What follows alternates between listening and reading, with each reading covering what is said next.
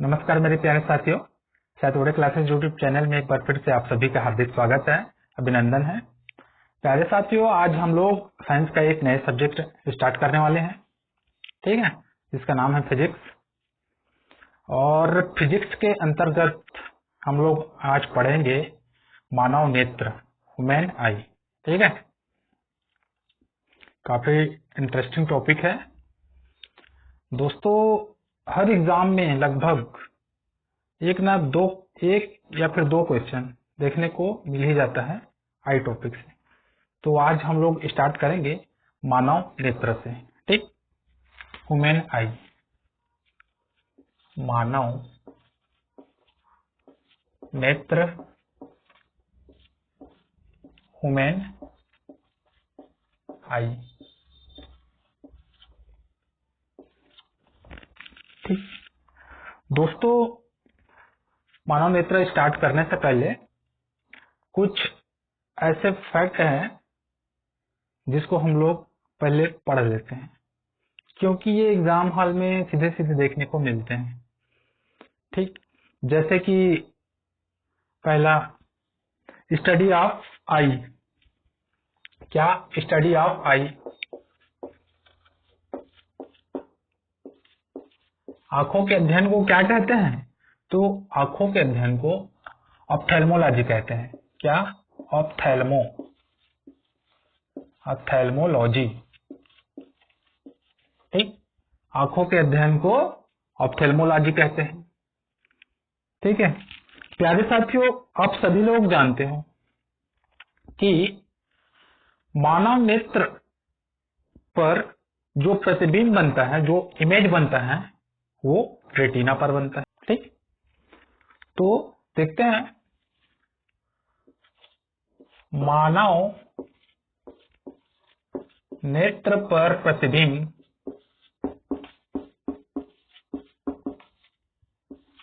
कहां पर बनता है? तो मानव नेत्र पर प्रतिबिंब रेटिना पर बनता है। कहां? रेटिना पर बनता है। लेकिन कितने समय के लिए बनता है? तो 1/16 ऑफ ए सेकेंड, यानी कि 1 सेकंड के 16वें हिस्से तक के लिए वह इमेज बनता है। 1 सेकंड से भी कम समय के लिए वो इमेज बनेगा, ठीक। कहां? रेटिना पर बनेगा, ठीक है, ये याद रखिएगा।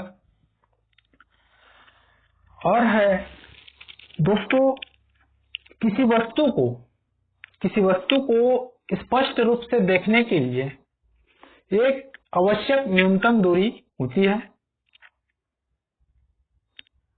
और वो दूरी कितनी होनी चाहिए? तो दूरी होनी चाहिए 25 सेंटीमीटर। यानी कि ये पेन है, मार्कर है, इसको मैं स्पष्ट रूप से देखने के लिए अपने आंख से करीबन 25 सेंटीमीटर की दूरी पर रखूंगा, तभी ये मेरे को स्पष्ट रूप से दिखाई देगा, एकदम स्टैंडर्ड ना। तो किसी वस्तु को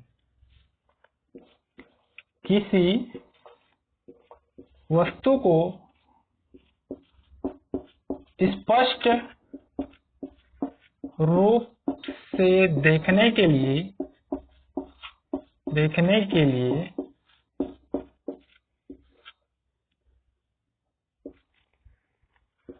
आंख का न्यूनतम दूरी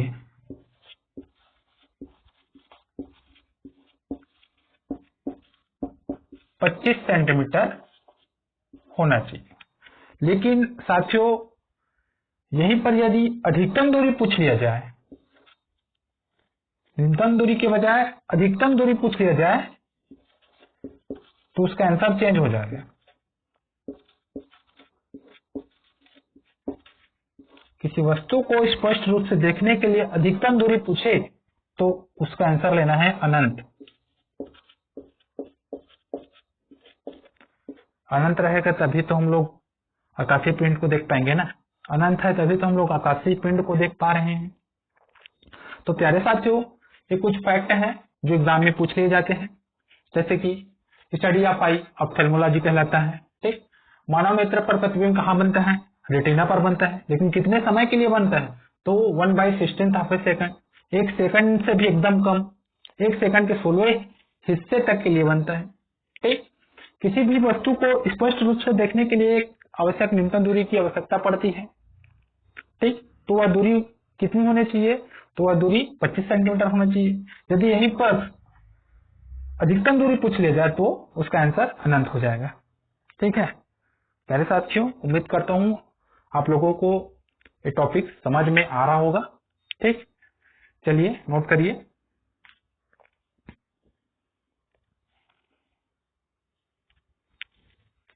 चलिए मिटाते हैं।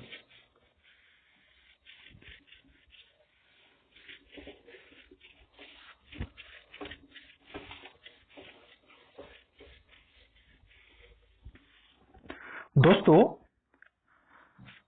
हमारी जो आंखें हैं, आंख है वो एक बॉल के रूप में है ना, एक गेंद के रूप में है, बॉल के रूप में है। इसीलिए इसको आई बॉल कहते हैं, नेत्र गोलक कहते हैं। ये आई बॉल या नेत्र गोलक एक गड्ढे में स्थित है, जैसे कि ये आंख है। ठीक, ये आंख गोल है, यही नेत्र गोलक है। और ये जिस गड्ढे में स्थित है उस गड्ढे का नाम है नेत्र फोकट या आई ऑर्बिट। क्या? नेत्र फोकट या आई ऑर्बिट। ठीक है, हमारी आंखें हैं वो एक बॉल के रूप में है और इसीलिए हमारी आंख को नेत्र गोलक या आई बॉल कहते हैं। यह आई बॉल एक गड्ढे नुमा संरचना जिसे आई ऑर्बिट या नेत्र फोकट कहते हैं में स्थित रहता है। ठीक, चलिए लिखते हैं इसी को। हमारी आंखें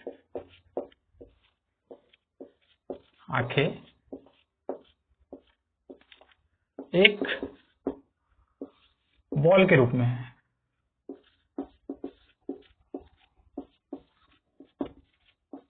ठीक, इसलिए इसको क्या बोलते हैं? Eye ball.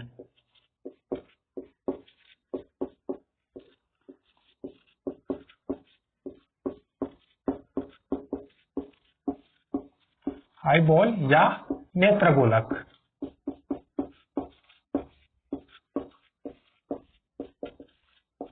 ठीक, यह नेत्र गोलक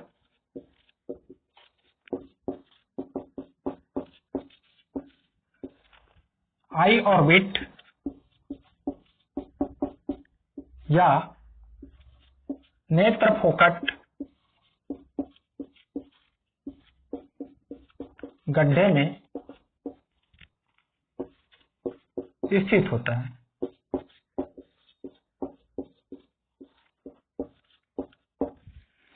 ठीक है दोस्तों, हमारी जो आंख है, आई बॉल है, उसका हम लोग केवल 1/6 भाग को ही देख पाते हैं, पूरे भाग को नहीं देख पाते। जैसे कि आप मेरे आंख को देख रहे हैं, आप मेरे आंख के केवल 1/6 हिस्से को ही देख पा रहे हो, पूरा हिस्सा नहीं देख पा रहे हो। ठीक, तो आई बॉल हम नेत्र गोलक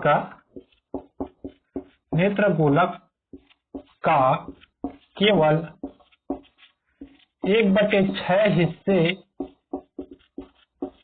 को ही देख पाते हैं। ठीक, और हमारी आई बॉल का जो व्यास है, जो डायमीटर है, वो 2.5 सेंटीमीटर होता है। ठीक, नेत्र गोलक का व्यास 2.5 सेंटीमीटर होता है। ठीक है, एक स्ट्रक्चर बना देता हूं, ये समझ आ जाएगा। ये लिख लो पहले।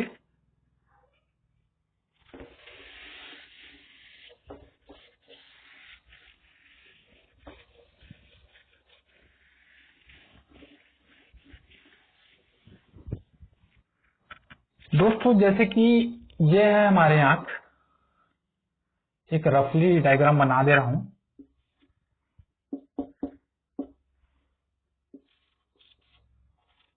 ठीक, ऐसा समथिंग कुछ होता है, ये ऐसा, ये उभरा हुआ हिस्सा।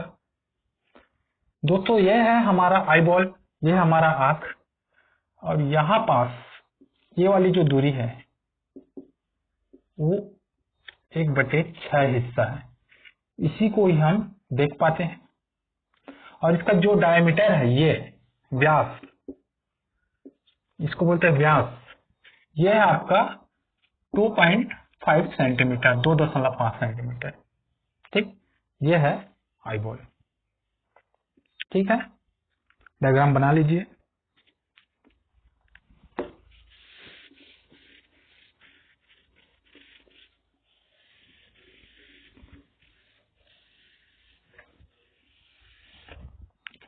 चलिए दोस्तों, अब एक पूरा स्ट्रक्चर बना के दिखा देता हूं ताकि आप लोगों को भी समझ आ जाए। ठीक है, चलिए।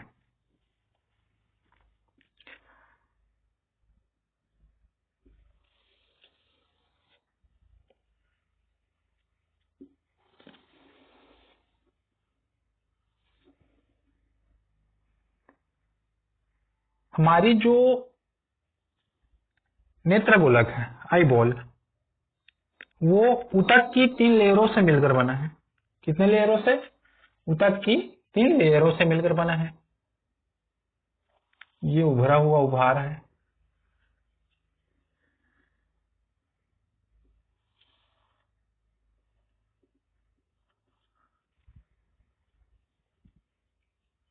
ठीक है। उसके बाद ये हो गया आउटर लेयर, आउटर लेयर। इसके बाद आता है आपका मिडिल लेयर,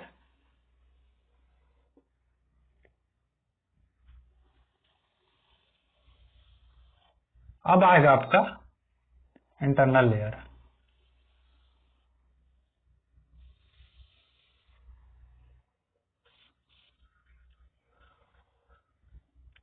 ठीक, ये थोड़ा मिडिल लेयर जो है डार्क रहेगा,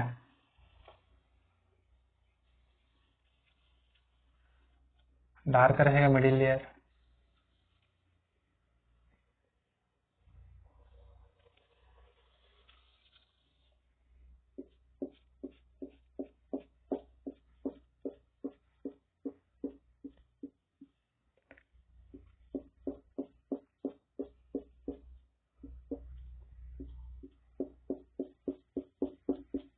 प्यारे साथियों, ये मिडिल लेयर जो है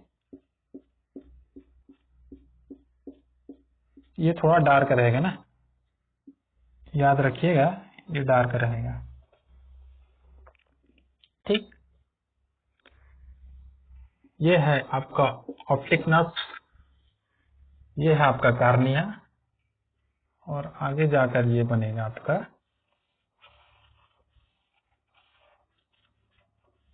ऐसा कुछ,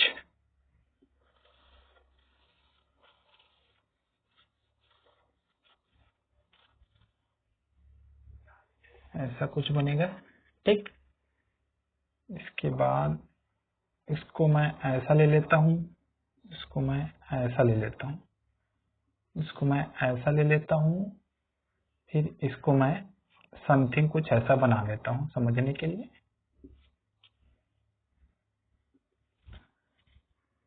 ठीक है, और ये है आपका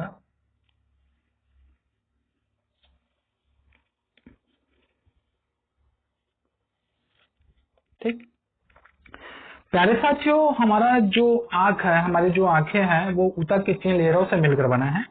ठीक, जिसमें से जो सबसे पहला है आउटर लेयर, उसका नाम है स्क्लेरॉइड। क्या? स्क्लेरॉइड।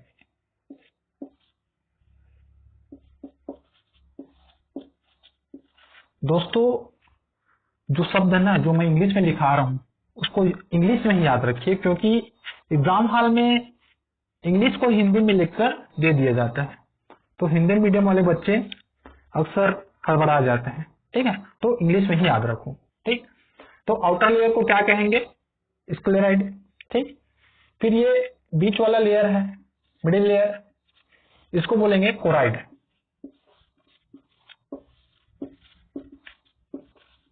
मिडिल लेयर क्या है? कोराइड।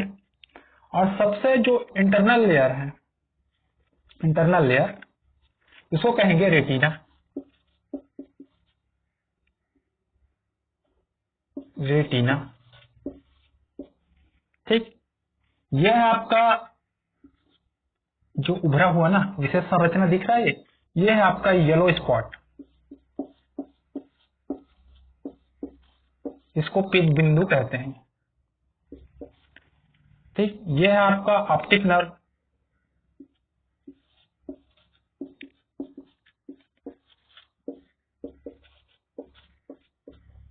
और यहां पास जो है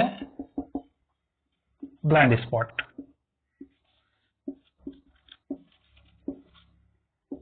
इसी को अंध बिंदु कहते हैं, ठीक।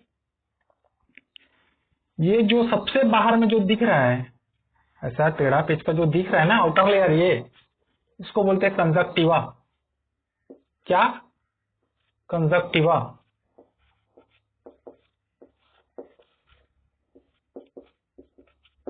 कंजक्टिवा है, ठीक। उसके बाद ये उभरा हुआ जो दिख रहा है ना, ये आउटर लेयर के साथ जो उभरा हुआ दिख रहा है, ये आपका कार्निया। क्या? कॉर्निया, ठीक। यहां पर जो दिख रहा है ये प्यूपिल है।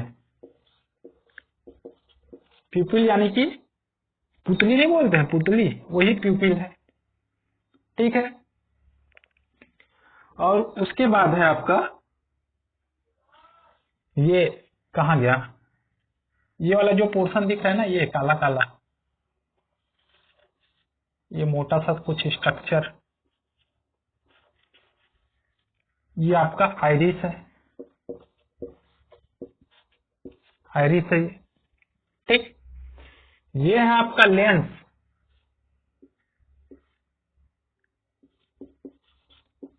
कौन सा लेंस? उत्तल लेंस, कॉन्वेक्स लेंस, ठीक है। ये है आपका सस्पेंसरी, SUSPENSORY, सस्पेंसरी लिगामेंट।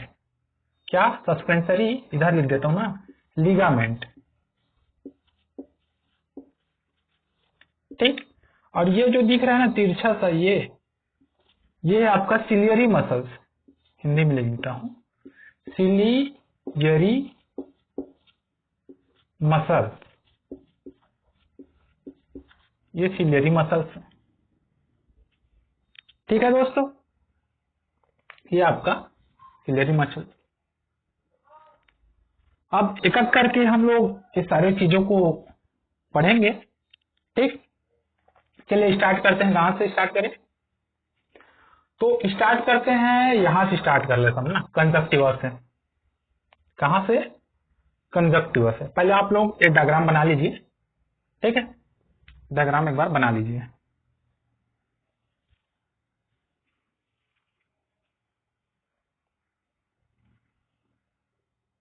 चलिए स्टार्ट करें। हो गया, ये कंजक्टिवा, ठीक। स्टार्ट करते हैं ना, डायग्राम बना लिया ना, डायग्राम हो गया। चलो, कंजक्टिवा,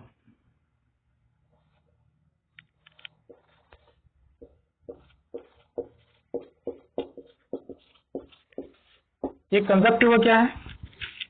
तो प्यारे साथियों, ये जो आंख में दिख रहा है ना, ये आंख में जो बाहर दिख रहा है ये स्किन, इसी को कंजक्टिवा कहते हैं, ठीक।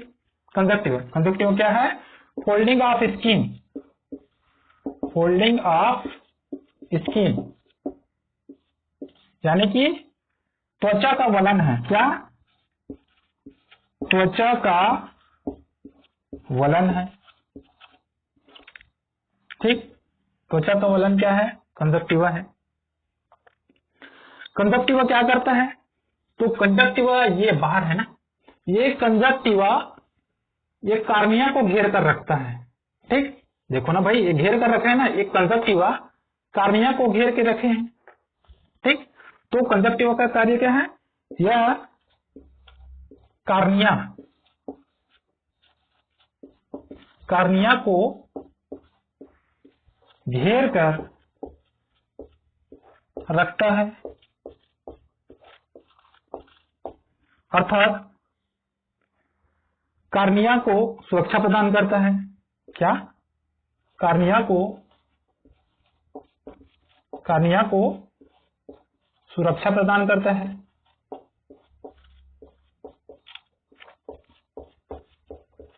कार्निया को सुरक्षा प्रदान करता है। ठीक, इसको लिखो जल्दी से।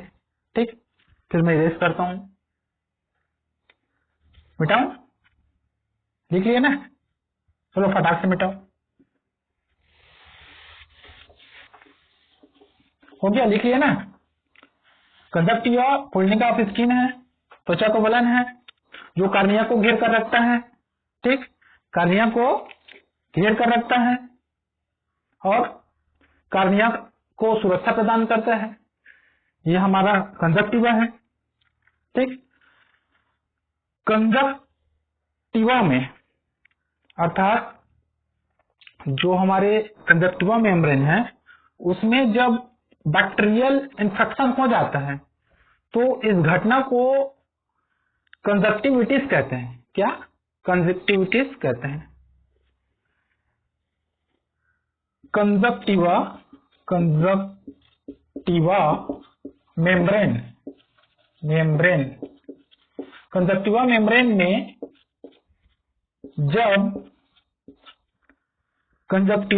में जब बैक्टीरियल इन्फेक्शन हो जाता है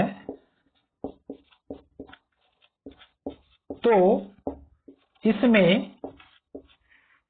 सूजन या स्वेलिंग आ जाता है। इस घटना को कंजक्टिविटिस कहते हैं। क्या? कंजक्टिविटिस।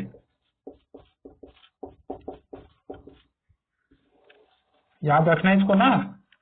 कंजक्टिविटिस हमारे शरीर की किस अंग से संबंधित है पूछेगा तो आंख से संबंधित है। ठीक, यहां तक लिखो। लिखिए। चलो मिटाते हैं अपन। नोट करके लिखिएगा। ये हमारा जो कंजक्टिवा ये जो बाहर का स्किन कंजक्टिवा, ये हमारे आई बॉल का हिस्सा नहीं है। नोट करके लिखिएगा। कंजक्टिवा आई बॉल का हिस्सा नहीं है।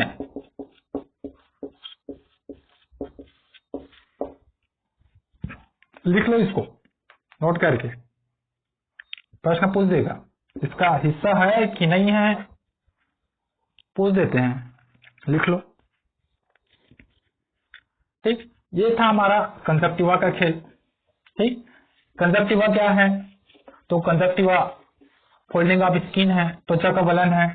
ठीक है, जो कार्निया को घेर कर रखता है, कार्निया को सुरक्षा प्रदान करता है। ठीक,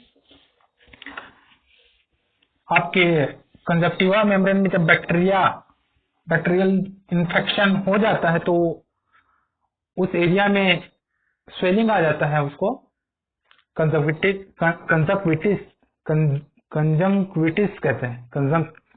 बोल नहीं पा रहा हूँ। कंजंक्टिविटिस कहते हैं। कंजंक्टिविटिस कहते हैं। क्या कहते हैं? कंजंक्टिविटिस कहते हैं। आंख से संबंधित बीमारी है ये। ठीक है, याद रखिएगा। और यह आई बॉल का पार्ट नहीं है। ठीक, अब अपन पहला चीज कवर कर लिए, कंजंक्टिवा अपन कंप्लीट कर लिए। अब अपन स्टार्ट करते हैं स्क्लेराइड से। ठीक, यहाँ ये वाले पॉइंट ऑटर लिया। जैसे कि मैंने बताया था आई बॉल ऊतक के 3 लीरों से मिलकर बना है। ठीक, तो ये पहला है स्क्लेराइड। ठीक, SCLEROID स्क्लेराइड। ठीक, ये जो स्क्लेराइड है वो स्क्लेरा शब्द से बना है। किस शब्द से बना है? स्क्लेरा शब्द से बना है, जिसका अर्थ होता है कठोर या हार्ड। ठीक, अर्थात हम कह सकते हैं कि जो स्क्लेराइड है वो कठोर ऊतक से बना है या हार्ड टिश्यू से बना है। ठीक, चलिए लिखिए स्क्लेराइड क्या है। तो स्क्लेराइड स्क्लेरा शब्द से बना है, स्क्लेरा शब्द से बना है। इसका अर्थ क्या है, कठोर या हार्ड। अतः स्क्लेराइड हार्ड टिश्यू से बना है, हार्ड टिश्यू से बना है। ठीक है, चलिए लिखिए कहाँ गया डस्टर। ठीक है, स्क्लेराइड हो गया ना। अब अपन स्टार्ट करेंगे कोराइड से। कहां से स्टार्ट करेंगे अपन, कोराइड से। ठीक, प्यारे साथियों, जो कोराइड है एक डार्क लेयर होता है। और यह डार्क लेयर क्यों होता है, तो डार्क लेयर इसलिए होता है क्योंकि इसमें बहुत सारे ब्लड वेसल्स उपस्थित होते हैं, बहुत सारे रक्त नलिकाएं उपस्थित होते हैं, पर्याप्त मात्रा में खून उपस्थित होता है, इसलिए यह डार्क होता है। ठीक दोस्तों, कोराइड के डार्क होने के और भी कारण हैं, जैसे कि उसमें एक वर्णक उपस्थित होता है और उस वर्णक का नाम है मेलानिन पिगमेंट। क्या, मेलानिन पिगमेंट। ठीक, यदि मेलानिन पिगमेंट का मात्रा हमारी शरीर में अधिक है तो हमारे शरीर का रंग होगा, जो हमारे स्किन का कलर होगा वो काला होगा। और यदि मेलानिन पिगमेंट की मात्रा यदि हमारे शरीर में बहुत कम है, मतलब अपेक्षाकृत कम है, तो हमारी बॉडी का जो कलर होगा, स्किन होगा, वो फेयर होगा या गोरा होगा।